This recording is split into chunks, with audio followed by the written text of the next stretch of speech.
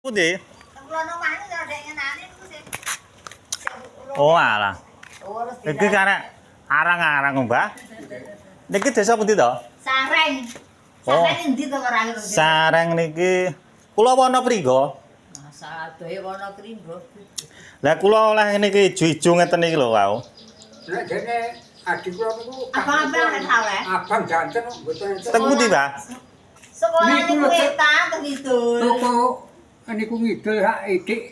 Oh toko SD niku ngidul. Nggih. Tok aku rada ngetan to ora ada dalan Ngetan kidul to dalan. niku. Ah, puskesmas. Nggih, niku tuh madhep mulon. Puskesmas ndi to setan, peratan setan. Woi. Puskesmas rak kilen. Tokone Mbah Padha nika. Lah, nggih niku ngidul. Mengko madhep mulon lho nek ora oleh.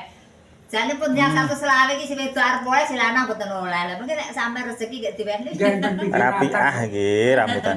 Sing ijo ngene iki kae, Neng. Abang Mboten enten Iki abang. rapiah manis lho iki. Nggih, abang-abang niku mbiyen. Oh, iya, sampean pomo niki tasik teng mriko. Isik to, Mbak? Tas. Mriko tasik. napa? Wis rambutan. Rambutane mriko tasik. Riko. Nggih.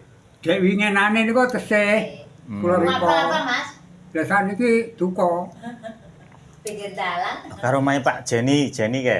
Lah ya Jeni kuwi. Oh, etan radosan niku to? Nggih, nggih. Yo mak mbok Jeni niku adik kula niku. Anu, dinyang 150. Atau selawe ya, Mong.